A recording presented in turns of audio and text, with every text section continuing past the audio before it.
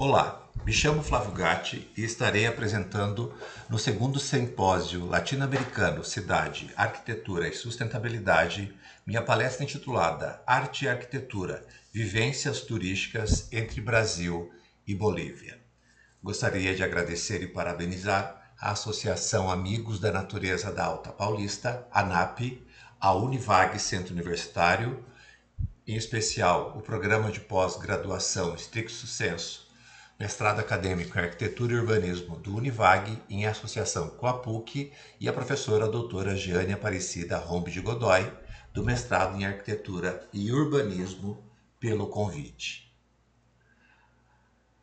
Para que a gente possa dar continuidade, eu vou precisar fazer com vocês, fazer com que vocês se situem dentro de todo o processo e como foi pensado e como trabalhamos até nos dias de hoje em relação às pesquisas.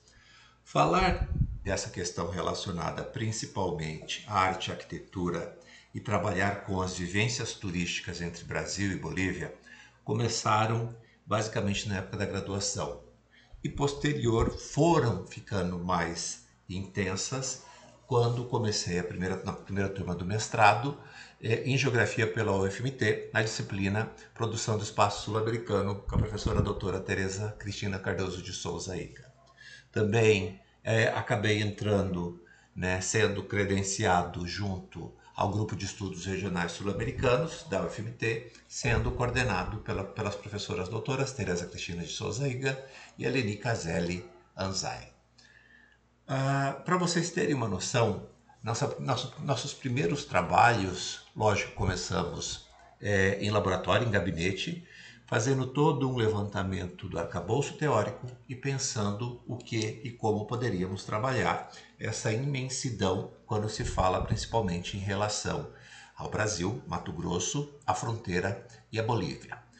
Nós tivemos nossa primeira missão internacional de estudos, do Grupo de Estudos Regionais Sul-Americanos, partindo por terra de Cuiabá até Santa Cruz de La Sierra.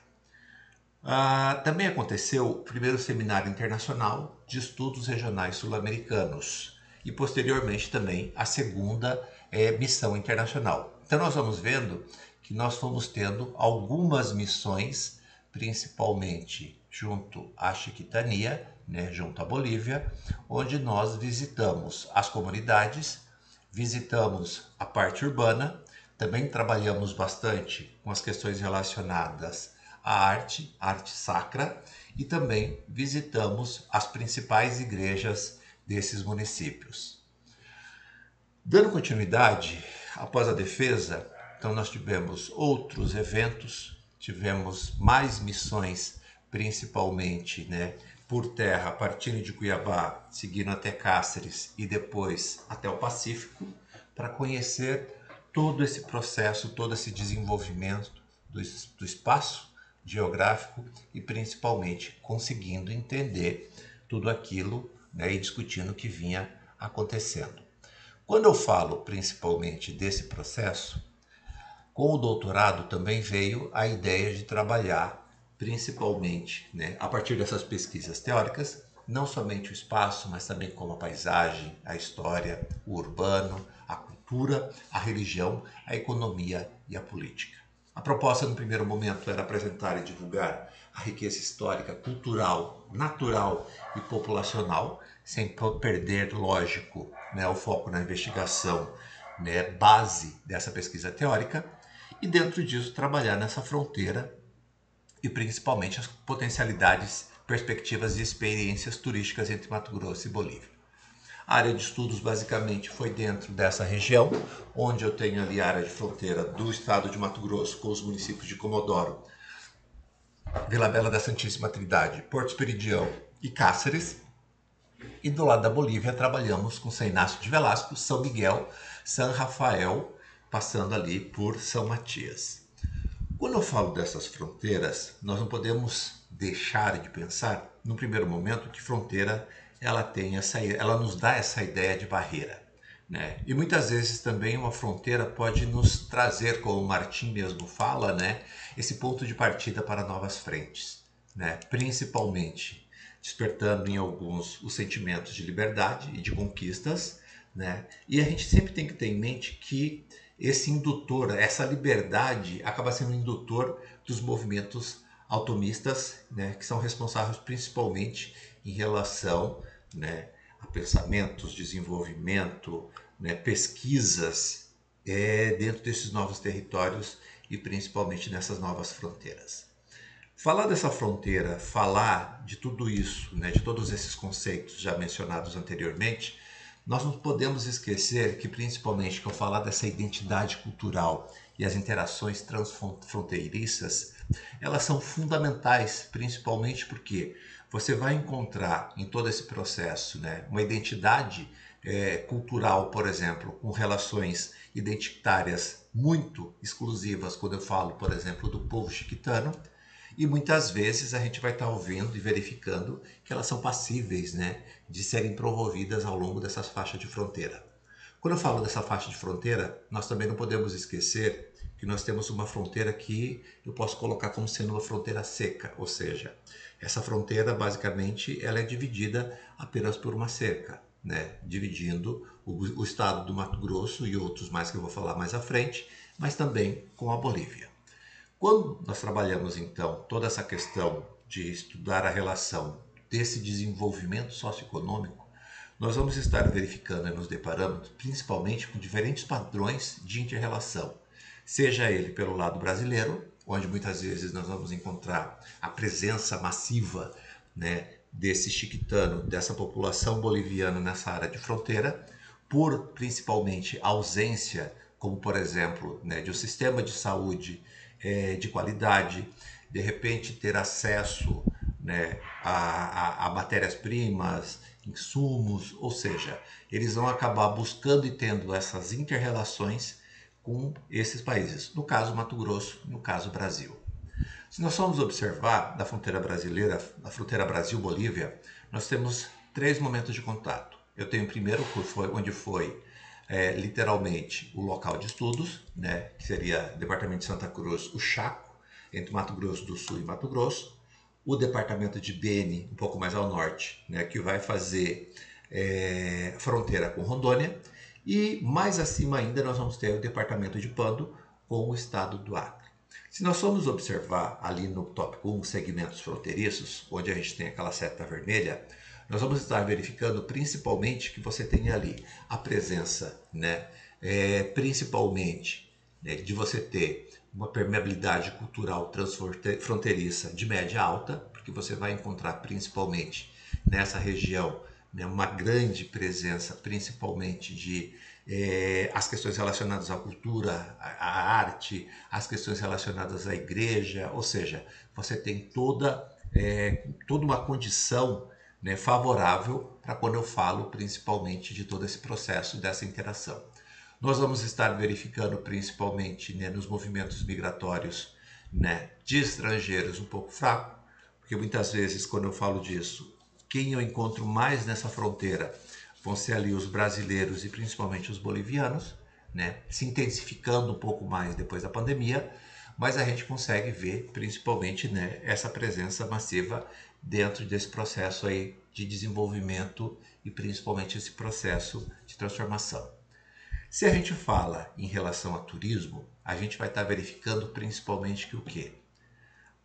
O turismo, literalmente, para trabalhar em uma determinada localidade, a gente sempre fala que o espaço ele é a matéria-prima que o turismo utiliza, principalmente porque ele vai estar verificando e trabalhando toda a sua potencialidade e também, quem sabe, por que não, trazer, né, outras atividades, como por exemplo a atividade econômica, para poder desenvolver e atuar naquele determinado espaço. Muitos falam que todos os lugares são potencialmente turísticos, já que a atividade turística dos lugares é uma construção cultural e histórica. Quando a gente fala que todos os lugares são potencialmente turísticos, a gente tem que sempre observar isso.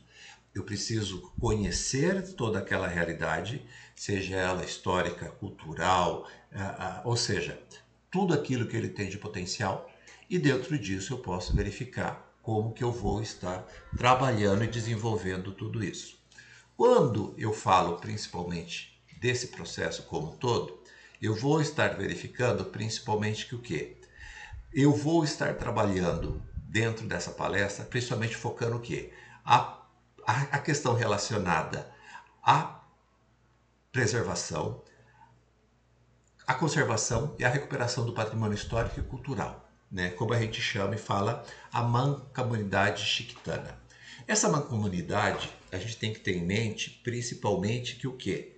Uma associação de pessoas, né, ou entidades para fins comuns, particularmente uma associação de municípios e províncias. Seriam como ser os municípios e os estados aqui no Brasil.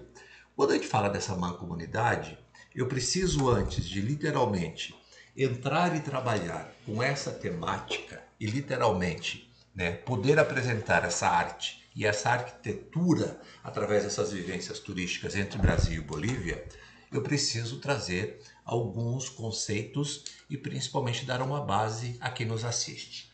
Sempre quando eu falo principalmente dessa questão, né, das artes visuais ou os elementos de arte, eu preciso principalmente ter em mente o quê? Falar das artes visuais, a gente vai estar verificando que são as formas que podem ser percebidas, né, pelo sentido da visão. As pinturas, os desenhos, e isso a gente vai ver mais à frente. As cores que são trabalhadas, as linhas, que são muito importantes, né, elementos primordiais, né, dessas artes visuais, que principalmente trazem determinados signos, né, cores, formas, linhas. E quando a gente fala desses signos, a gente sempre tem que observar que eles trazem as suas especificidades, né? Elas tornam, esses signos, né, essas especificidades, elas tornam-se uma necessidade, né? Se a gente for observar, nós vivemos em uma era de imagens, né, que nos chegam de forma cada vez mais rápida, dinâmica e, por que não, inovadora. Mas saber manipular o uso dessas imagens, né, essa imagem visual, ela deve ir além de uma simples ilustração. E quando eu falo dessa questão das artes visuais, eu preciso ter em mente sempre isso.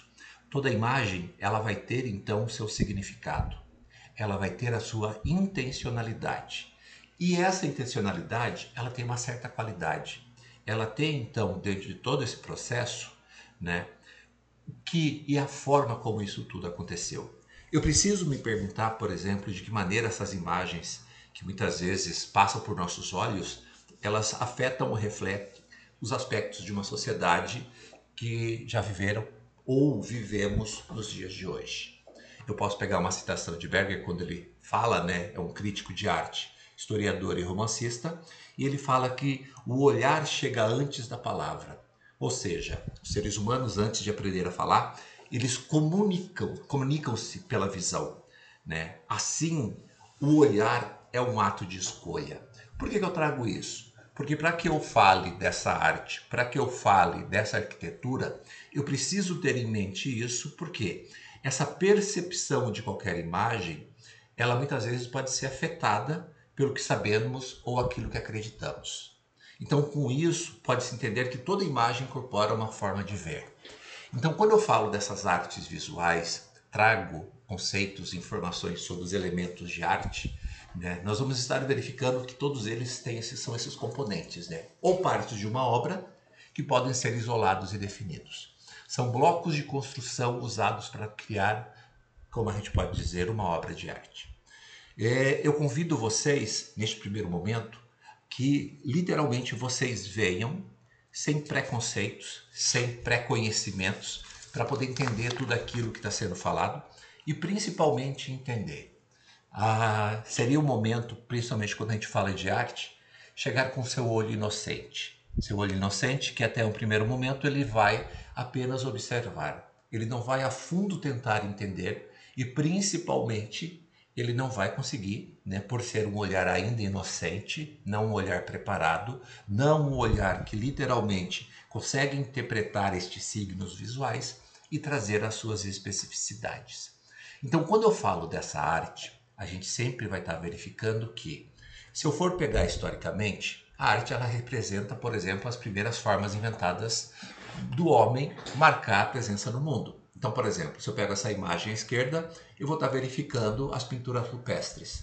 As pinturas rupestres traziam o quê? Informação do vivido, dos acontecimentos, ou seja, tudo aquilo que existiu naquele determinado momento, naquele determinado período, ele era representado, ele era de uma forma muito exclusiva, ilustrado e principalmente dentro disso ele tinha o seu significado e ele tinha a sua intencionalidade. Quando eu falo então dessa arte, eu também não posso deixar de esquecer principalmente isso, né? Que através desses objetos, dessas formas, pinturas, esculturas, quadros, objetos religiosos, vocês vão ver mais para frente comigo as pinturas das casas chiquitanas, as igrejas antigas, né? Então todos esses elementos, todos esses objetos e essas formas, elas têm sim o seu significado, elas têm sim a sua intencionalidade, né? Tem a sua qualidade em tudo isso. Então, quando eu trago todas essas informações, eu estou então conseguindo trazer até vocês que esses objetos e formas, direto ou indiretamente, fazem com que o homem represente a sua vivência no mundo, né? Transmitindo isso para gerações futuras. Então, quando a gente fala dessa arte, a gente vai estar verificando principalmente que o seu valor, muitas vezes ela pode não estar num retrato fiel de uma realidade, mas na visão de um artista, né? Que ele vai estar recriando essa realidade, ou muitas vezes até idealizando e principalmente recriando através do seu objeto, através do seu trabalho, né? Principalmente essa representação simbólica do mundo. Quando a gente fala principalmente, né, da função da arte, a gente também precisa ter em mente isso. Quando eu falo para vocês do olho inocente, eu preciso ter em mente, quando eu falo de todo esse processo, tentar entender, por exemplo, que tipo de imagem que a gente está observando. Quando nós chegamos e formos falar, literal, da chiquitania, das cidades bolivianas, a pergunta que vai ficar, que tipo de imagem está sendo representada? Né? O que a gente vai perceber primeiro? O que os nossos olhos, né, os olhos humanos, eles vão estar diretamente buscando, chegando primeiro e alcançando? O que aquela imagem traz para a gente, né? Então, qual o ambiente? Então, todos esses elementos, eles vão estar dentro disso que eu acabei de colocar, né? A representação simbólica do mundo humano. Então, a gente vai estar vendo que essa arte, né, ela vai estar, através da visão desse artista, recriando, transmitindo, trazendo, né, essa realidade, através desse objeto artístico. E aí dentro disso a gente vai conseguir verificar. Então, quando eu falo dessa arte, a gente não pode esquecer que eu preciso sempre observar que existe um artista, ele vai ter a sua inspiração, a sua idealização daquilo que está sendo construído, daquilo que está sendo preparado, sempre lembrando, nós precisamos ter em mente, se o artista ele está fazendo de acordo com aquilo que a gente pode estar falando e pensando, que ele vai se comunicar através daquela produção, ele vai representar alguma coisa, ou se muitas vezes, eu não posso deixar isso de fora, falar que ele está representando de acordo com aquele que está financiando literalmente a sua arte, a sua obra. E aí entra também a questão do observador. Então nós vamos vendo que quando eu falo desses elementos da arte, o artista, a obra e o observador, eles estão, direto ou indiretamente, intrinsecamente ligados. O artista ele tem uma visão. Se você chega, né, como eu falei anteriormente, com o seu olho inocente, muitas vezes você pode não entender o que o artista queria com aquela sua obra de arte. Então o observador ele vai estar dentro disso, tendo esta percepção a partir do momento primordial onde ele vai ter principalmente todo esse contato. Quando eu falo desse contato, nós precisamos ter em mente principalmente isso, né? Muitas vezes nós vamos estar verificando, como por exemplo Panofsky falava, né, de verificar a utilidade da aplicação concreta de uma determinada obra de arte. Quando eu falo dessa obra de arte, vocês vão ver desenhos, pinturas, né, imagens. Então todos esses elementos eles vão trazer algum simbolismo, alguma informação. Muitas vezes é mais fácil nós nos situarmos no domínio da pintura para, por exemplo, demonstrar que aquele determinado método é interessante, que eu vou mostrar mais para frente para vocês. Né? E dentro disso nós conseguimos ir verificando e trazendo um conceito bastante interessante, né? Que é o método iconográfico, né? Principalmente no campo da arquitetura, né? Onde a gente consegue esclarecer aspectos verdadeiramente intrigantes, principalmente quando a gente fala dessa iconografia. Né? A gente vai estar verificando principalmente, né, quando eu falo de Panofsky, explicando muitas vezes o passo a passo do que e como aquilo tudo foi desenvolvido e criado, e dentro disso a gente conseguir trabalhar então em todo esse processo. Quando a gente fala desse método iconográfico, eu lembro muito, por exemplo, né, do historiador alemão Abraham Moritz, né, Warburg, muito conhecido como Ab Warburg, né? E basicamente ele trazia que a arte não consistia num fenômeno isolado, né? O Warburg ele falava muito que ele olhava para os fenômenos artísticos não tanto em si mesmo, mas como um reflexo da cultura e da mentalidade de uma época que deixava sua marca, né, nas obras de arte que produzia e que literalmente, né, o investigador, o apreciador deveria ser capaz de decodificar a fim de perceber a época que lhe deu origem. Quando Warburg me traz isso, vocês vão ver mais para frente quando nós vamos estar fazendo uma análise mais aprofundada em relação a essa arte e arquitetura, né, e dentro dessas vivências turísticas, nós vamos estar verificando que esse reflexo da cultura e da mentalidade de uma época, ela existe e perdura até hoje, né? Principalmente porque ela acaba se trazendo, deixando como um legado, né, de toda uma história, de toda uma riqueza histórica que aquele determinado, aquela determinada obra de arte, aquele determinado elemento acaba trazendo para a gente. Né? Warburg também entendia, né, cada objeto artístico como um documento que revelava muitas coisas da psicologia humana. E a gente vai ver isso mais para frente, com certeza. Né? Então ele colocava que essa história da arte deveria ser entendida como um resultado, né, que ele falava de um processo interdisciplinar, onde ele fornecia meios de identificação, né, principalmente, né, interpretação da obra na sua totalidade. Né? Então ele vai ganhando consistência. Nada é criado à toa. É a mesma coisa, se vocês observarem na minha apresentação. Né? Da apresentação, no canto, no centro, abaixo da apresentação, você vai ver que tem um arabesco. Esse arabesco é um dos arabescos que a primeira vez que eu fui à Bolívia, eu apaixonei. Né? Em uma das igrejas chiquitanas, eu acabei reproduzindo e mantive. Assim como as igrejas que vocês veem ao fundo, né? Num toque bem sutil, bem discreto, de grafitado, e aí a gente vai falar mais à frente. Então a gente vai estar vendo que principalmente a gente consegue então, né, observar em todo esse processo o método utilizado, né, dessa iconografia, o traço, a forma, e dentro disso a gente precisa observar. Para falar desses elementos da arte, a gente precisa lembrar o artista, quem cria literalmente a obra, né? Ele pode ter o seu conhecimento concreto, abstrato, individual, né? Muitas vezes ele pode estar transmitindo suas ideias, seus sentimentos, suas emoções, né? E dentro disso ele vai simbolizando esses conceitos. A obra de arte, da mesma forma, né, é a criação do artista, onde ele vai estar trazendo a sua visão e dentro disso ele vai submeter ao entendimento e apreciação desse observador. Né? Então essa obra de arte ela vai guardar sim, né, um fim, sem precisar de uma completa tradução.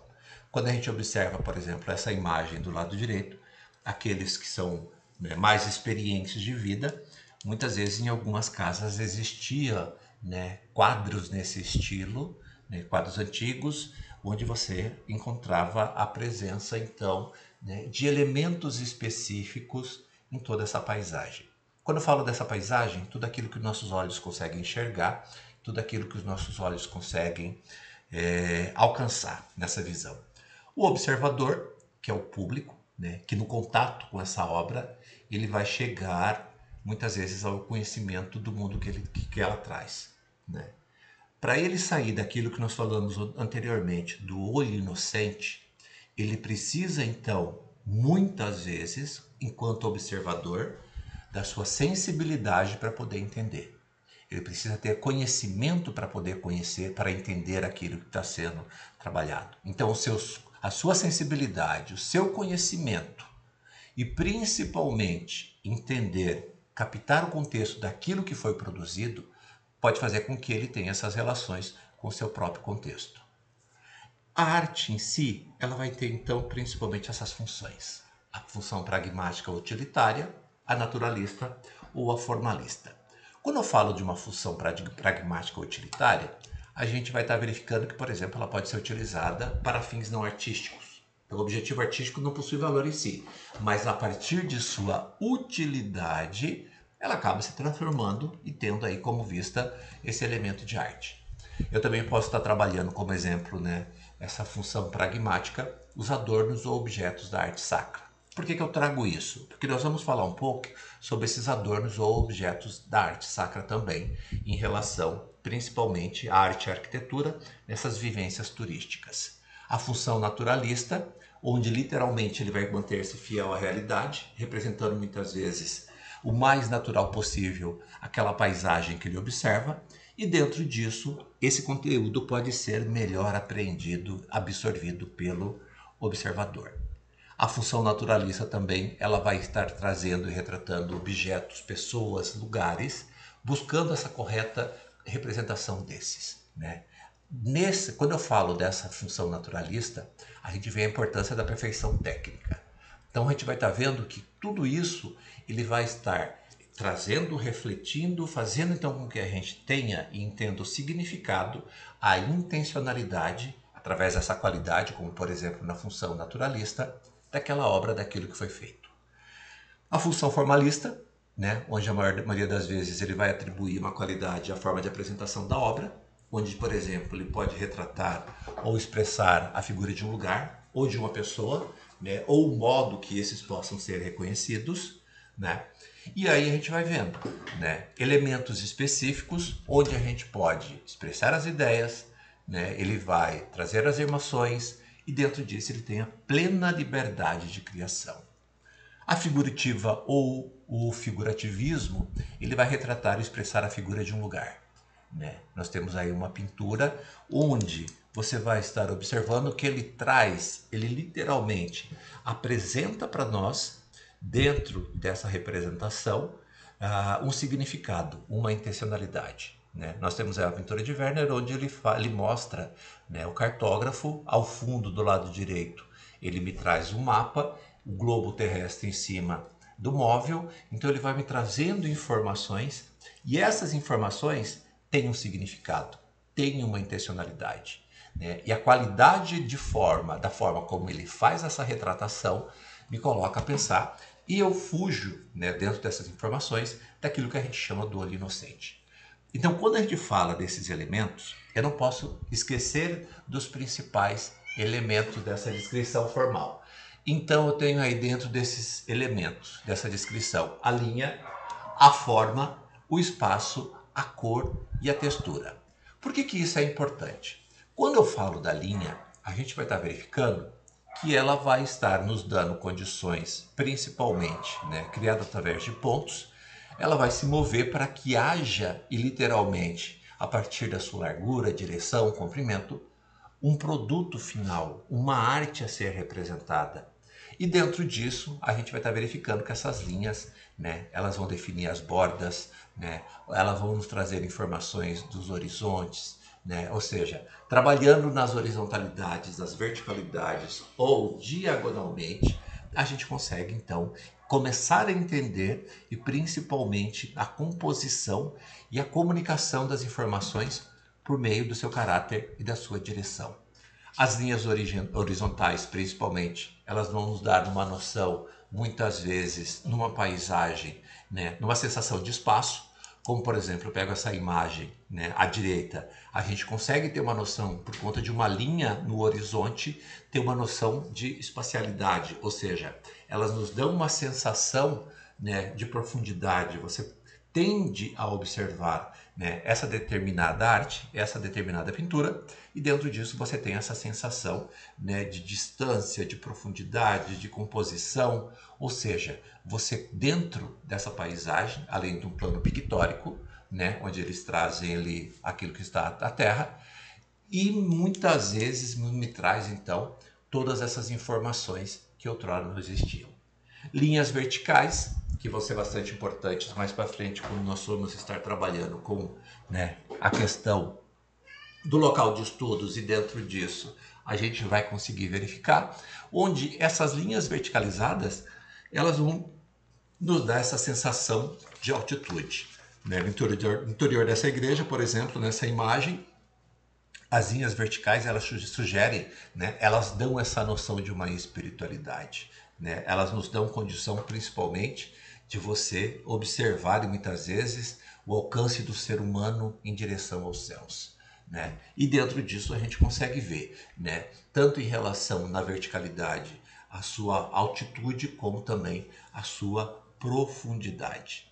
Quando eu falo então desses elementos, eu pego como por exemplo a linha. Essas linhas, né, horizontais, verticais, a combinação que é feita, elas vão comunicar para a gente, então, essa estabilidade, essa solidez.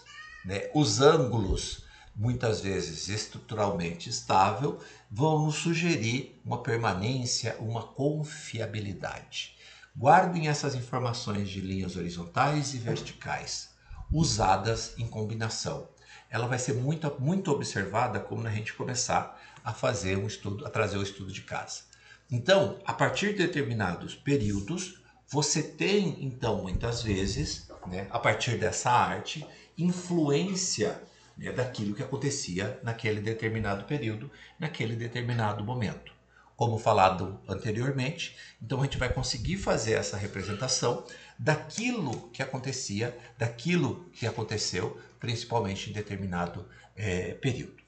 Quando eu falo desses elementos, eu pego as linhas diagonais, né, e a gente observa o ângulo do navio nessa figura direita, né, então ele me dá uma noção, por exemplo, uma sensação de movimento, de muitas vezes dessa velocidade, né? Parece que realmente o navio está sendo ferozmente atacado, né, em relação às intempéries daquele local onde ele se localiza.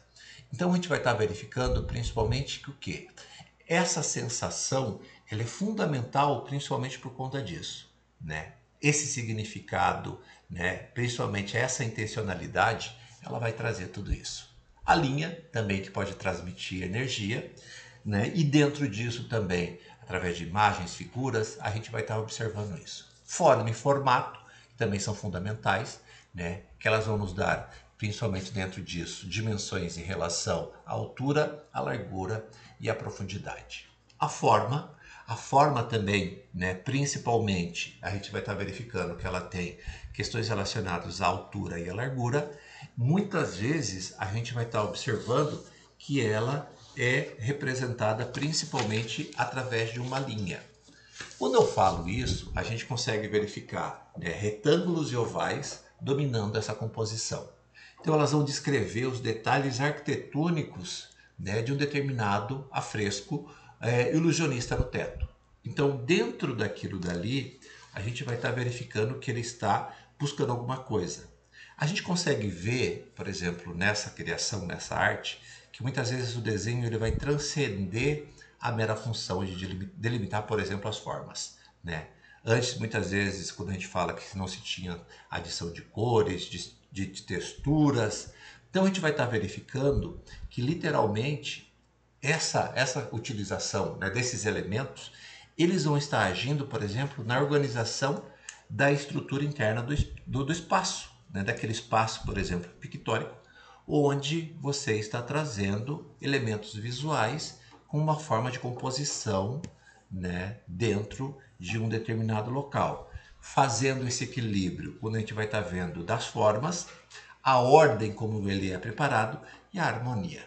Né? Então, quando eu falo tudo isso, eu vou estar conseguindo verificar principalmente que o quê? A profusão de formas, cores, texturas, superfícies, né, desses programas iconográficos, né, ele vai provocar de imediato uma singularidade, né, um arrebatamento no observador. Principalmente por quê? Porque ele vai, num primeiro momento, passar uma emoção inicial, né? Posteriormente, ele vai passar a uma admiração adiante, a uma grande, muitas vezes, ilusão. Formas orgânicas, também muito representadas, e muitas vezes a gente consegue também ver, né, os simulacros de folhas, de frutos, que vão estar trazendo também, né, encontradas pela natureza, muitas vezes feito pelo homem. O espaço. Quando a gente fala então de toda essa representação, a gente vai estar verificando sempre o quê? Não adianta eu estar em um determinado local, né, se eu muitas vezes, né, no processo, em um olhar demorado, em um determinado local, né, eu não vá analisar, por exemplo, uma esquadrinha dentro desse espaço e perceber, né, todo esse processo, as formas, as cores, as texturas, os movimentos, o emprego de luz, né, e principalmente a sombra. Então, se a gente for estar observando, aqui eu tenho o que a gente chama de um espaço tridimensional. Uma obra de arte, né, ela vai te dar essa a sensação de profundidade, né? Ela vai se referir ao uso que o artista faz da área dentro do plano pictórico, né? Então a gente vai ver que a área ao redor dos objetos primários, né, dentro de uma obra de arte, ela vai estar então sendo verificada como espaço negativo, né? Enquanto o espaço ocupado pelos objetos primários é conhecido como espaço primário. Então aqui na frente, onde você tem, né, a presença de Jesus ali com os apóstolos, com as pessoas, eu tenho então esse espaço positivo, né, os objetos primários. E aí, quando eu vou verificando, né, um real tridimensional, ele me traz informações. Então eu consigo ver lá no final, utilizando de linhas, né, eu trabalho com o horizonte. Então ele conseguiu, num segundo momento, fazer com que houvesse principalmente, né, com que houvesse a utilização principalmente desse espaço negativo, colocando pessoas, né, pessoas se divertindo, pessoas, aproveitando aquele momento. Esse espaço positivo e negativo, a gente vai estar vendo principalmente que o quê? Essa representação, seja, por exemplo, através de uma sombra, né, o espaço. Então, sempre quando eu observo uma determinada obra de arte, quando eu observo alguma representação, eu preciso ter essa noção, porque principalmente observando a presença de um espaço positivo e de um espaço negativo, ela vai me trazer sim uma ideia de tudo aquilo que muitas vezes pode estar acontecendo com esse monge aí representado com esses traços. Então, quando eu falo de todo esse processo, a gente está vendo então todos os elementos dessa descrição, né? A ilusão, como ela pode ser feita, as representações, formas, texturas. Então, todos esses elementos, eles vão estar nos dando condições, principalmente, para que a gente possa então trabalhar e fazer essa representação.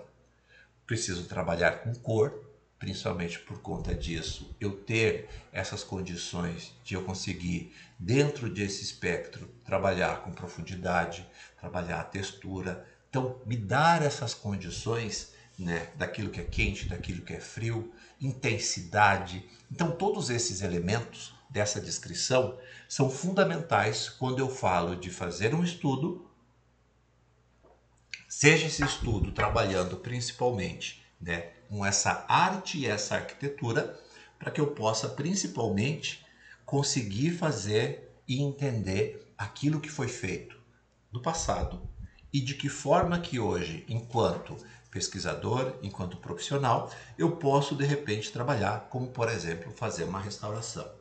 Então, quando a gente fala de todo esse processo, essa interação com a obra, a gente vai estar verificando que vai demandar muito do observador num processo contínuo de fruição, né, que a obra requer. É só então aí que é possível identificar, né, uma possível arquitetura na organização das formas e das figuras, né? Muitas vezes a gente vai estar vendo que aquele desenho, eu vou mostrar mais para frente para vocês, aquele desenho ele ultrapassa o delineamento de que os olhos percebem nas suas formas, nas suas cores, nas suas texturas, porque daí ele vai servir de instrumento para a organização interna de uma obra.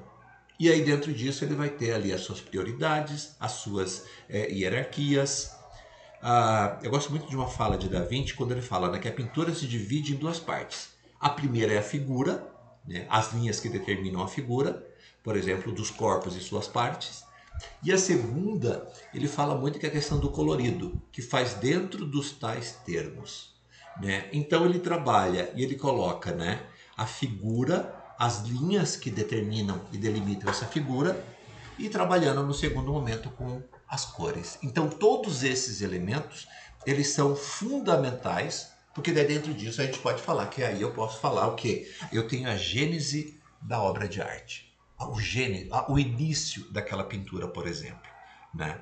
Então quando a gente vê todo esse processo, a gente consegue observar principalmente isso, né?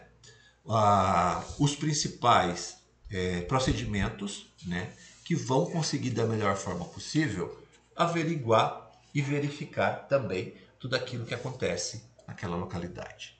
Quando a gente fala isso, a gente precisa sempre ter como base, por exemplo, é preciso esclarecer que muitas vezes, né, a gente vai estar trabalhando, quando eu falo dessa arte, né, e essa arquitetura, principalmente das vivências turísticas, eu vou estar verificando que muitos dos trabalhos, daquilo que eu vou fazer uma análise, ele consiste muitas vezes, né, em todos esses elementos, né, da utilização de uma geometria.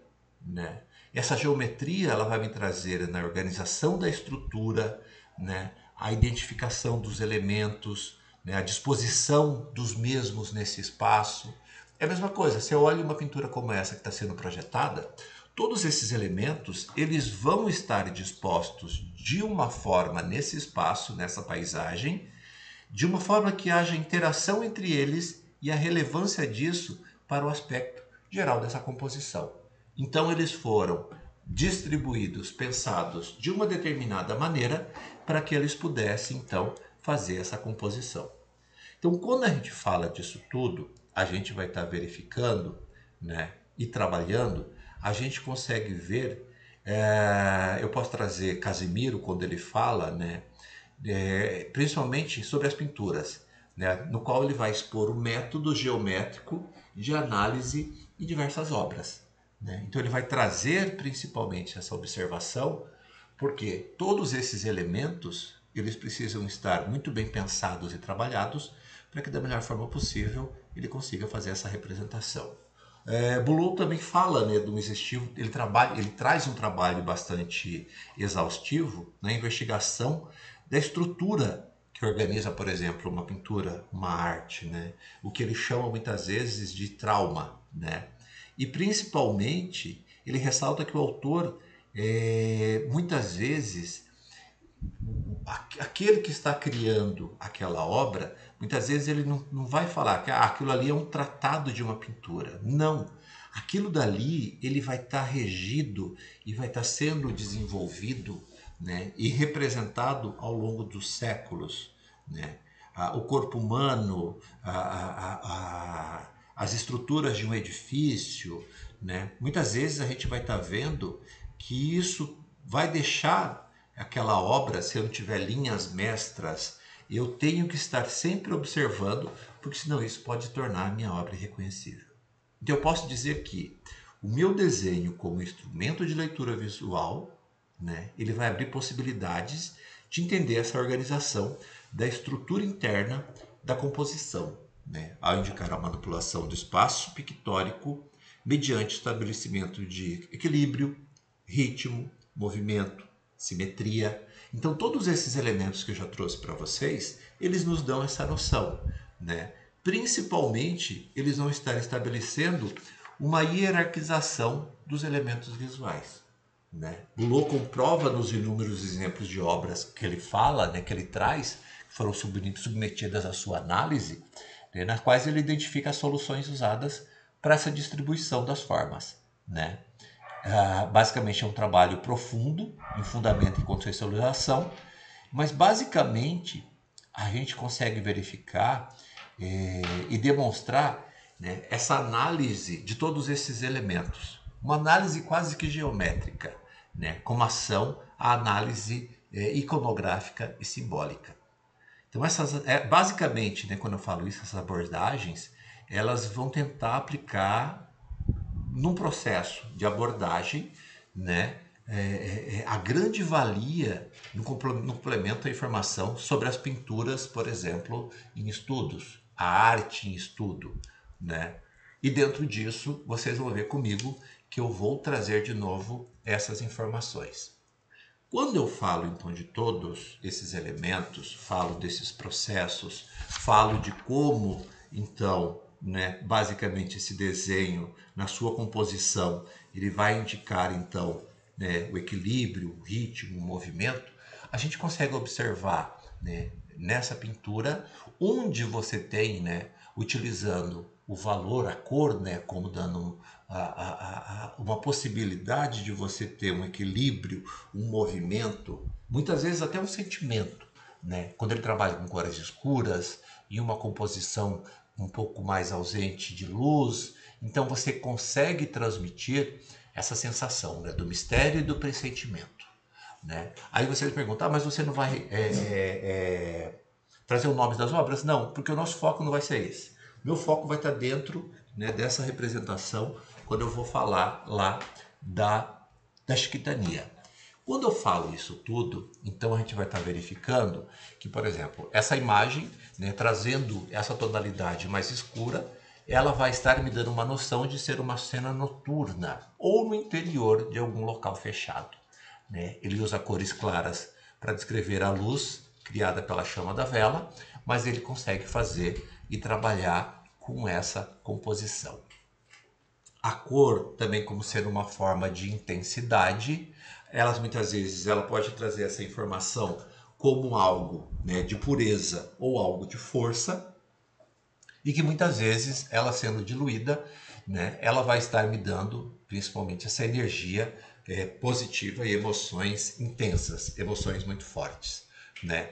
Cores mais opacas, diluídas, a gente vai estar vendo também, ela também cria um clima mais sereno, mais calmo, né?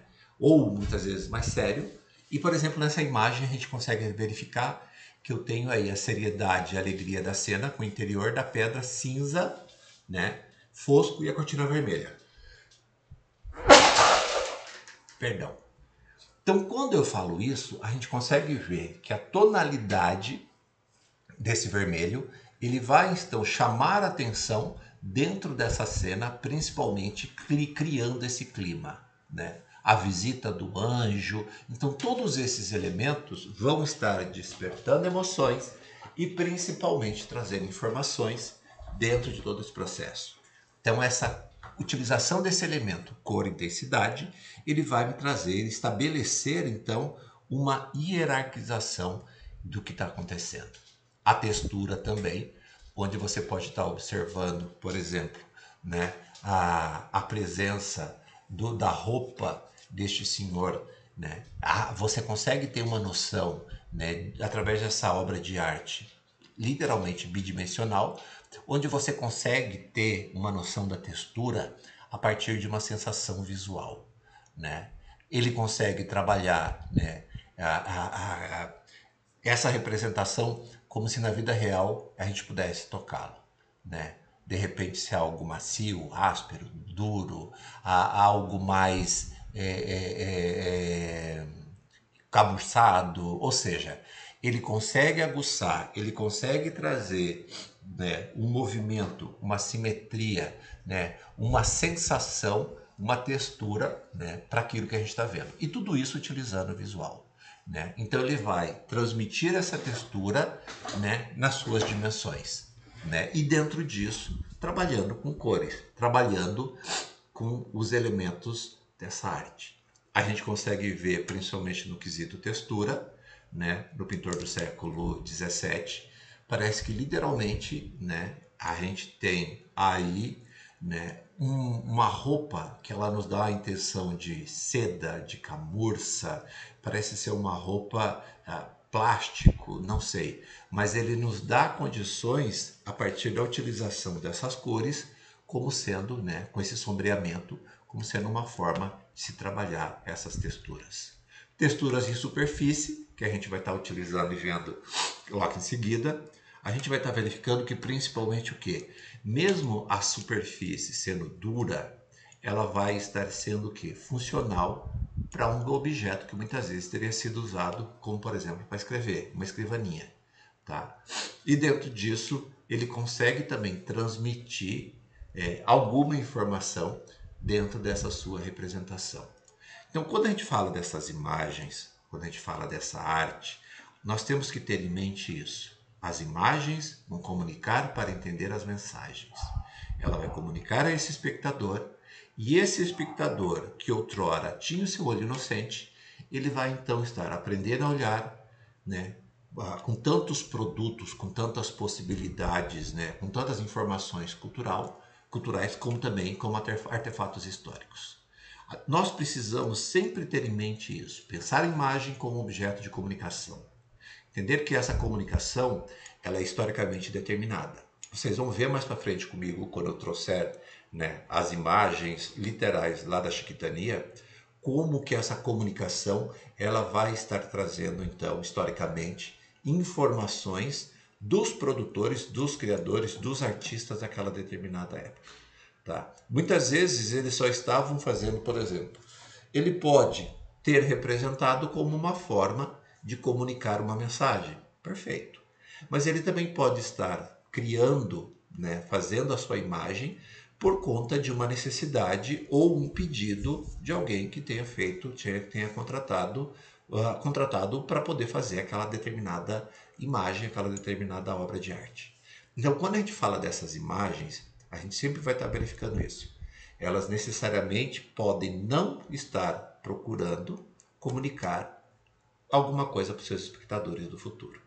Mas se a gente for ver, ela sempre traz alguma informação. Então, quando a gente fala dessa descrição, e lembre-se, nós estamos saindo daquela questão do olho inocente e dando continuidade, né, para um olho mais apurado. Ou seja, nós já estamos conseguindo entender um pouco sobre o significado, a intencionalidade e a qualidade daquilo que pode ser apresentado. Então, a primeira ferramenta nessa descrição, né, de aproximação com uma imagem histórica, por exemplo, tem a descrição interna, né, a descrição dos elementos observáveis de uma imagem. Aquilo que a gente consegue ver no primeiro momento, como se fosse o olho inocente. A descrição externa, ela já vai trazer as informações associadas a uma imagem, né, como autoria, definição de gênero, o estilo, a data, o local. Ela vai trazer mais alguma coisa.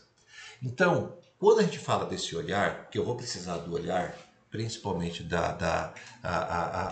dos profissionais, porque esse olhar ele está num processo onde a descrição necessariamente vai levá-lo a uma interpretação. Né? Gombrich fala sempre disso, né? Que ele descreve essa questão do olhar como um processo com algum grau de subjetividade. Sempre a gente vai estar observando que aquela determinada criação ela vai te trazer alguma informação.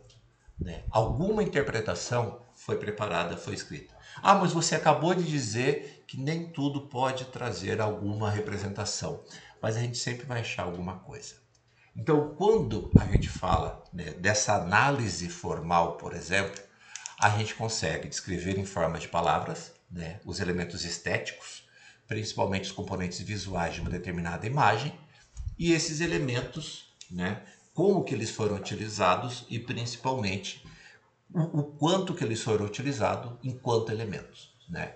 E dentro disso a gente vai estar vendo linha, cor, textura, forma, tons, perspectivas, ou seja, como o próprio Panofsky fala, né, ele concebeu o processo de descrição como uma etapa inicial de um método de análise de imagens.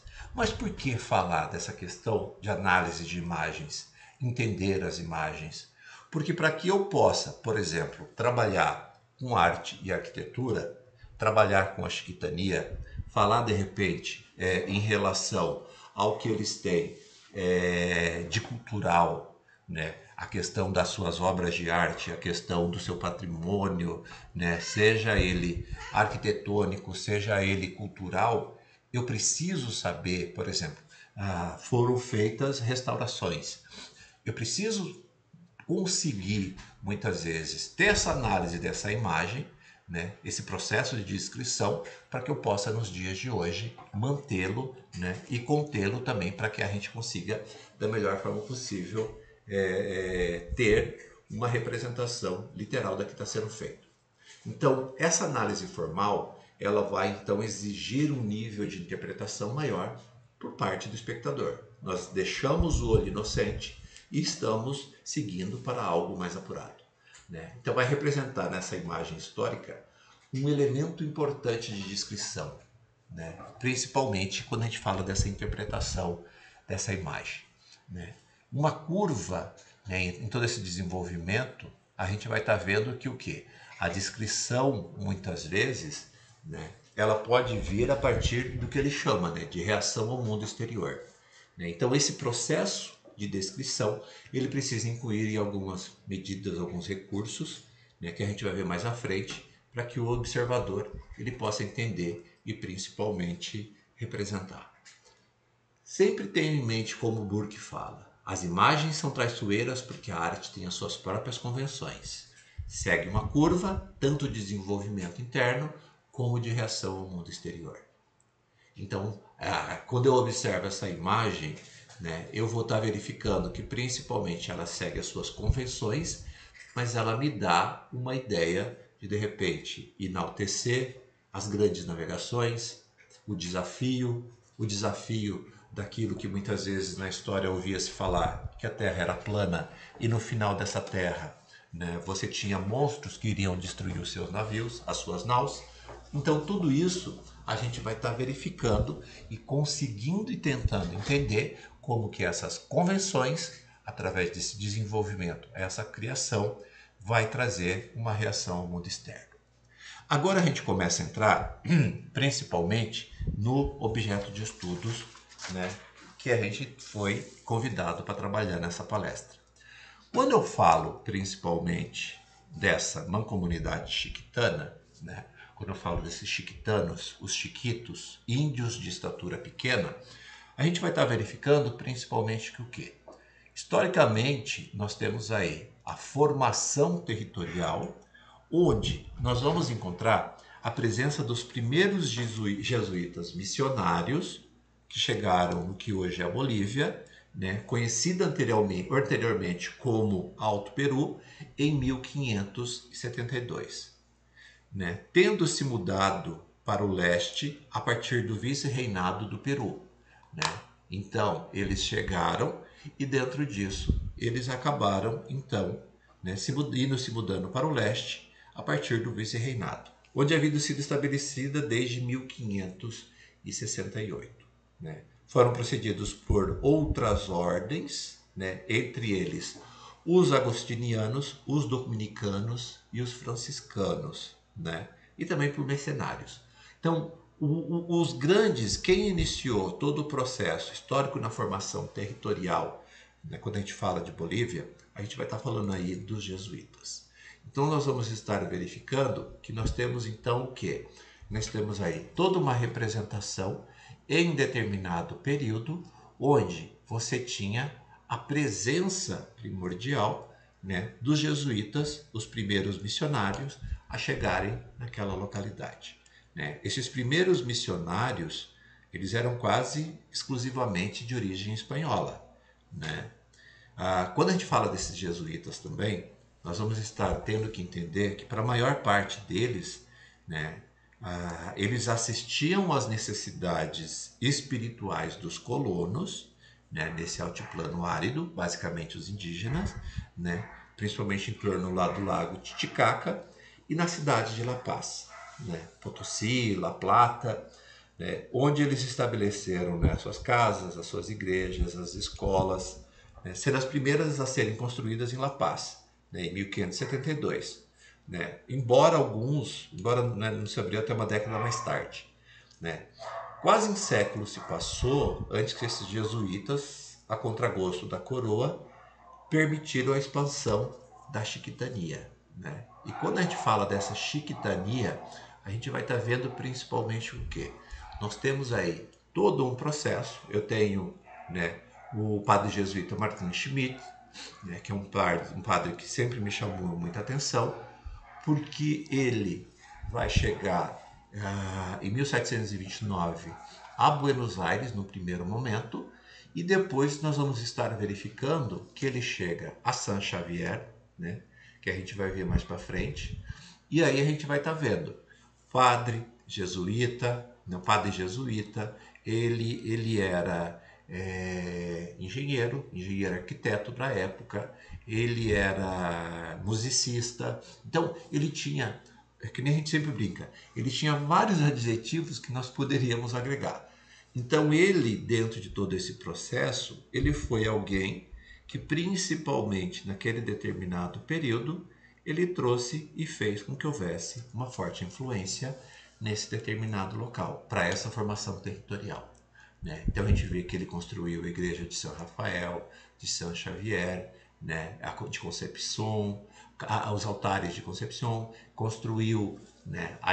Também trabalhou na igreja de São Inácio de Velasco.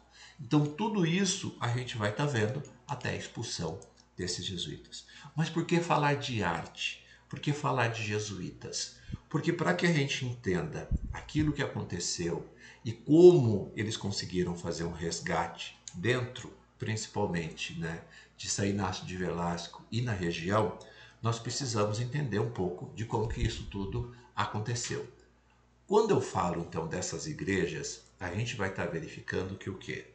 Você tem um padre jesuíta, né, um homem que chega naquele determinado local e, a partir disso, ele tinha, então, com os seus conhecimentos, né, principalmente em relação a engenheiro arquiteto, né, ele utilizou do seu conhecimento para a construção das igrejas.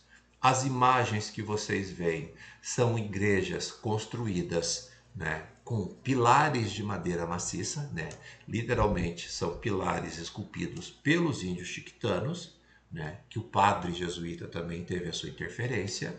Utiliza-se em algumas igrejas, né, do adobe, né, do barro com o capim para fazer essa estrutura, e dentro disso nós conseguimos verificar que ele segue então todo o seu estilo para fazer formas e referências, e dentro disso, por que não trazer um significado e uma intencionalidade, né, para aquilo que estava sendo construído.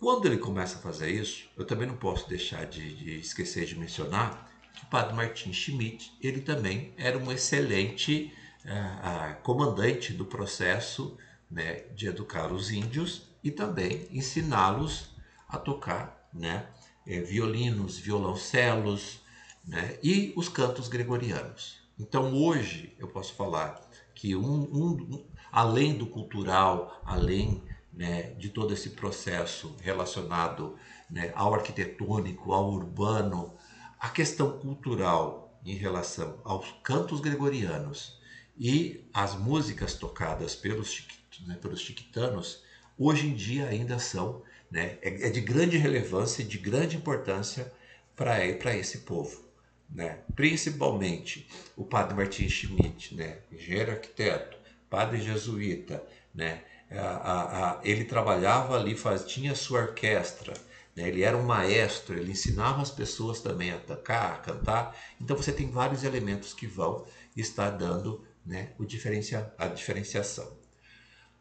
O modelo urbano pensado para eles sempre era isso. Você ter a praça central, então você sempre vai ver a praça central, onde na praça central você tinha a presença da igreja, e após isso você tem um traçado urbano muito bem definido, onde você tinha então a presença, né, das casas, né? Então você vai ver, por exemplo, num primeiro momento, a casa do chefe, né? Você tinha o caminho que dava para a selva, o caminho para o rio, né? A casa dos homens Então, todos os elementos eram pensados nessa distribuição.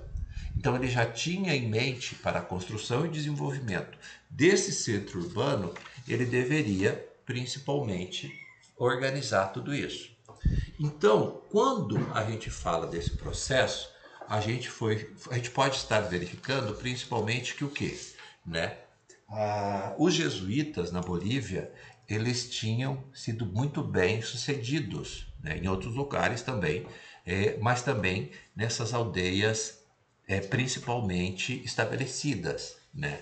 Então, quando eles começam a traçar e literalmente entender dessa geometria na composição, por exemplo, do conjunto religioso, onde você tem a presença da igreja, você tem então casa paroquial, você tem ali a horta, aí você tem a praça. Todas as cidades que você encontra na Chiquitania, você vai ter então como característica a igreja na praça central e uma praça muito bem estruturada, né, com uma jardinagem, elementos específicos, né, para fazer essa representação. E aí você observa como que é a disposição das casas, né, e um pátio com elemento gerador da nova ordem urbana. Então, ele começa, a partir disso, gerar novas possibilidades. Uma foto atual, né, mais atualizada do modelo urbano de São Inácio de Velasco, onde a gente consegue verificar principalmente que o quê? A gente consegue ver, né, a estrada que vem do Mato Grosso, Cáceres, São Matias, e a chegada principalmente a São Inácio de Velasco. Observe, todas as aldeias, tudo aquilo que é criado, a gente sempre vai estar vendo que eles estão em uma posição, em uma localização, onde eles estejam estrategicamente posicionados para a defesa e também nessa estratégia eles tenham, por exemplo, acesso à água. Então tudo era muito bem pensado e organizado para poder proteger e dentro disso organizar tudo isso. Então a gente tem ali, né, um eixo nessa estruturação transversal. Então você tinha ali o relógio, o pátio, né, os quadrados, ou seja, a aldeia existente, ela sempre estava próxima ao redor da Igreja Católica. E aí dentro disso a gente vai vendo, né? A gente consegue ver então a presença da igreja, sempre muito bem fechada, a presença, né, das quadras, né? E aí a esplanada, ou seja, a esplanada onde você tem as quadras e você tem, né, literalmente a presença das outras casas muito bem trabalhadas. Quando a gente fala da área de estudos, nós vamos ter que ter em mente isso, né? Você tem as províncias, né? Tem o departamento de Santa Cruz, tá? E dentro disso as províncias, né? Então você tem aí Santa Cruz, que está no Baixo Altiplano, né? Que ele não segue, e muitas vezes muitos falam que, né, ele é meio que abandonado em relação a La Paz, e os municípios que estão principalmente aqui na região, né, na província de Velasco, né, e principalmente em Ângelo Sandoval, né. Quando eu falo isso, eu estou falando de municípios que estão, então, do Baixo Altiplano. Eles literalmente têm características específicas, como se fosse Pantanal Mato Grossense, né, região de Cáceres, Mato Grosso, para aqueles que conhecem. Quem não conhece, eu convido para conhecer. E dentro disso, a gente consegue verificar aonde que existe, né, dentro desse departamento de Santa Cruz, principalmente a influência da etnia chiquitana. Os chiquitanos são, então, índios de estatura mediana, baixa também, né, onde eles trabalham e falam que são chiquitos, né, pequenos.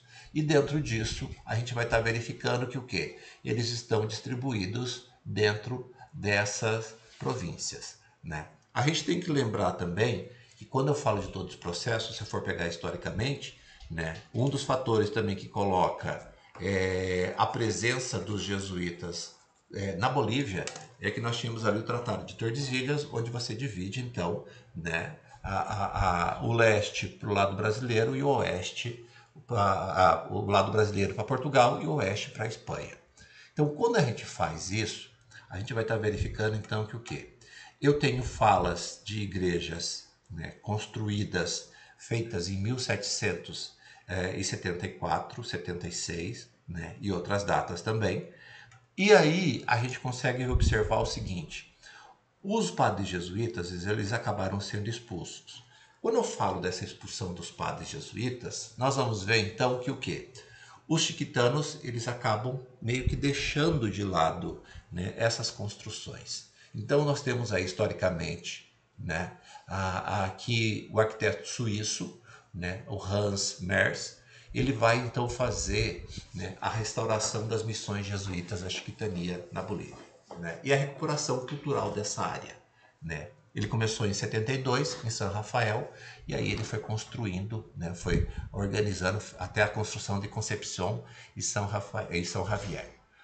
Quando a gente fala desse processo de todo esse processo de restauração, nós temos que lembrar então que, para que eu fale de uma restauração, para que eu siga, né, tudo aquilo que é pensado na forma da cidade, posicionamento da igreja, materiais utilizados, eu sempre tenho que lembrar o seguinte: a construção dessas igrejas, a construção dessas aldeias, elas seguiam então o quê? Características da época: madeira, adobe, palha, o teto eles utilizam de folha, né, de um determinado coqueiro, dobrados com a utilização de barro para diminuir, né, a temperatura por estarem, né, na Gran Chiquitania, né, eles seguem muito uma temperatura muito próximo a Cáceres, né, onde você fala de temperaturas altas, né, e dentro disso otimizava-se muito a temperatura desses locais. E também um grande problema, né? Porque quando você fala de uma restauração, grande parte dessas cidades, né, criadas, a gente vai estar lembrando que elas estão em determinados locais que era mata fechada. Então a presença de cupins, a presença de outros, né, insetos, né, e outras formas, e o tempo também fizeram que houvesse, né, toda essa degradação. Nós temos aí então, né, as fotos da arquitetura missionária, né, no urbanismo com a vida republicana, e sempre lembrando, tudo isso que era construído, né, se a gente for observar essa imagem pequena, todos esses pilares que vocês observam são pilares que são trabalhados e foram trabalhados e talhados em madeira maciça. Tá? Então utilizava-se e utilizou-se daquilo que tinha daquele determinado período para poder fazer essa construção. Em 90, né, a Unesco tombou como patrimônio da humanidade, né, a cidade de São Javier, São Rafael, Concepción, Santa Ana, São Miguel e São José, né, as missões jesuíticas de Chiquitos, né, e aí eles se transformaram, né, como sendo patrimônio mundial.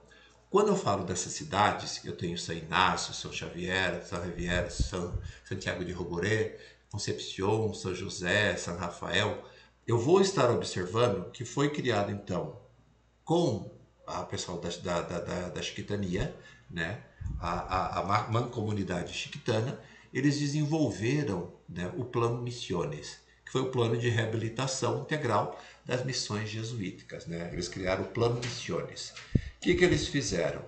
Eles se organizaram, né, utilizando de verbas, principalmente, né, em 2001, vindos da Espanha, né, e de outras entidades, e principalmente do governo departamental da Bolívia, e aí eles começaram a fazer todo um processo de melhoramento, né, tanto melhoramento urbano, a reorganização, a revitalização, né, principalmente da arquitetura dessas cidades e dessas igrejas, e a utilização da sinalização turística. Né? Então eles começaram a pegar e observar que eles tinham então, principalmente, né, esse grande potencial, essa história tão maravilhosa, e eles começaram a organizar. Então a gente vai estar observando que eles pegaram principalmente, né, dentro daquele determinado setor, uma parte mais central da cidade, onde tinha praça, e dentro disso eles começaram, né, a fazer a recuperação dos circuitos profissionais, ou seja, de todas as igrejas que nós já viemos falando, a recuperação de capelas, das cruzes, o melhoramento das condições tipológicas dos espaços urbanos, como por exemplo a urbanização, né, que foi feita em toda, principalmente na parte central, na praça, mas também todo ao redor dessa praça, e também principalmente, né, lembra quando eu falo para vocês, você conseguir entender não só o significado, mas a intencionalidade, né, e a qualidade daquilo que foi feito.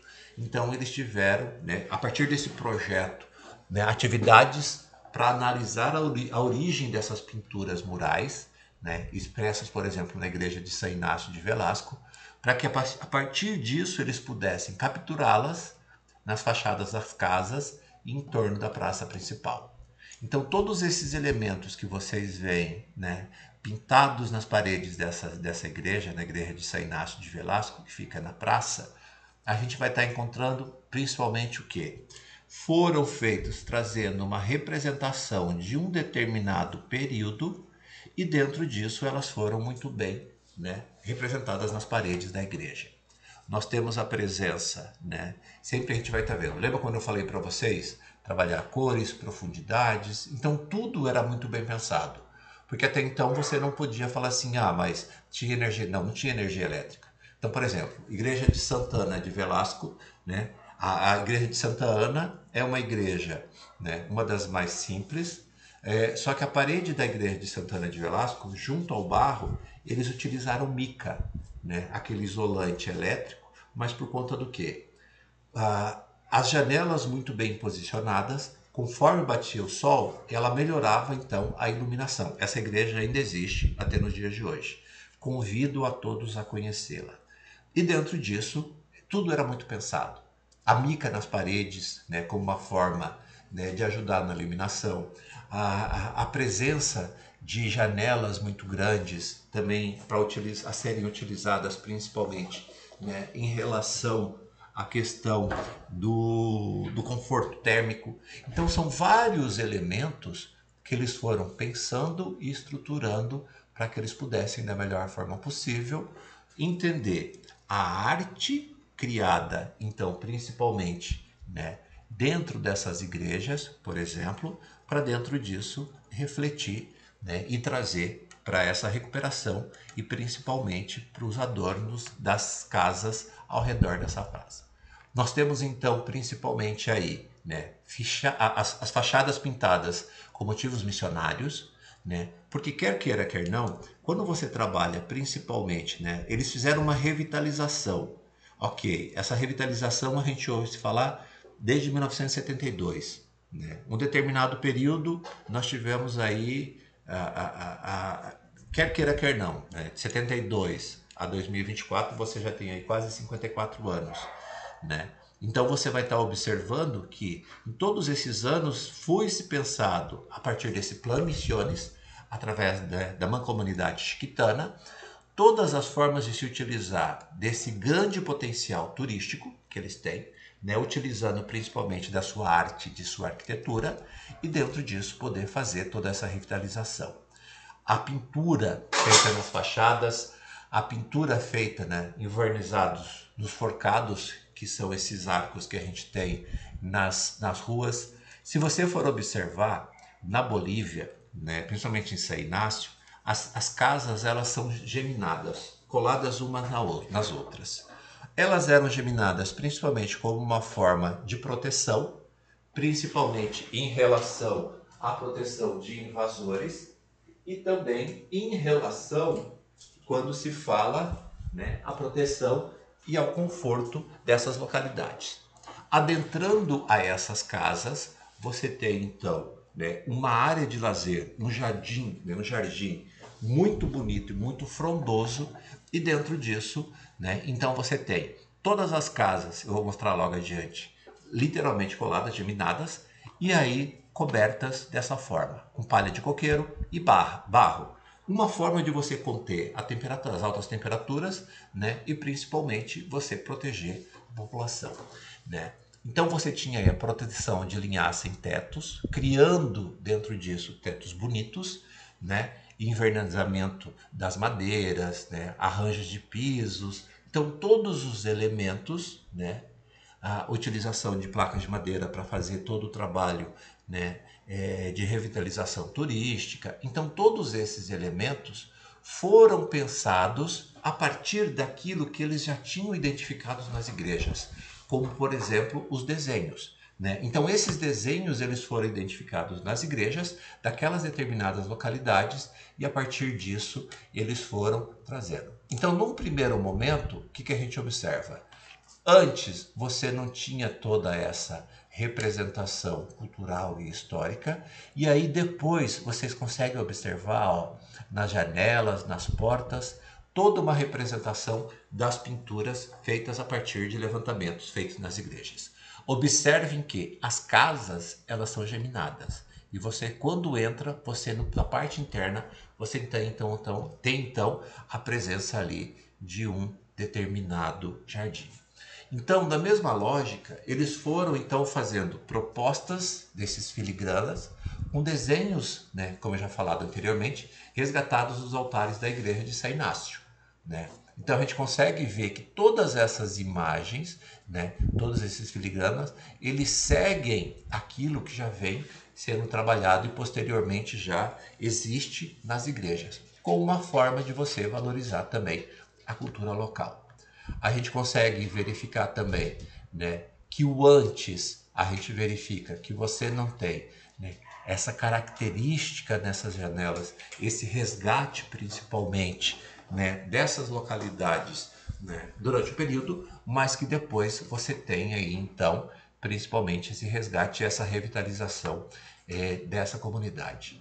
Você tem então nesses locais, né, o que já existia e levando e seguindo principalmente, né, em todo esse processo, toda essa representatividade, né, e principalmente, lembra quando a gente fala, né, que o olhar chega antes da palavra? É a mesma coisa.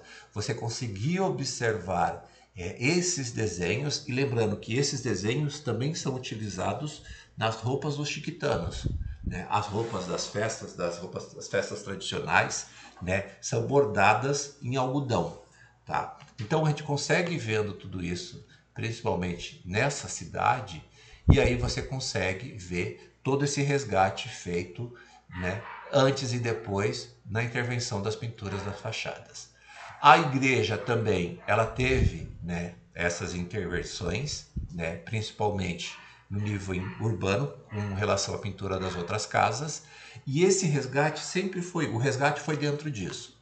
Poder fazer essa representação, né, nessas portas, nessas janelas, e dentro disso trazer essa representação. Foram feitas também, principalmente, melhorias no espaço público, como por exemplo aí, né, eles fizeram a pavimentação, né, do circuito processional de São Inácio, principalmente ali na praça, onde você vai estar verificando que eles trabalharam, né, melhor condições de vida moradora, implantação de rampas de acesso, continuidade de calçadas que não existiam, a gestão viária, que também, né, não era muito bem organizada, melhoria das áreas verdes, né, e a pavimentação das ruas. E pensando também nessa questão, né, de drenagens e outros elementos mais. Então, quando eles trabalham todo esse processo, né, de execução de calçadas de pedra e tijolo, né, rampas de acesso, né, montes de pedras plantadas para proteger os plantadores, né, então todos esses elementos foram fundamentais para fazer principalmente esse resgate em toda essa área. Né? O projeto respondia a uma necessidade de melhora nesses espaços de vias públicas, né? Onde você tinha uma descontinuidade de calçadas, degradação de determinadas áreas, não existia uma delimitação das áreas de tráfego de veículos, né? Então você tinha todo um problema de infraestrutura.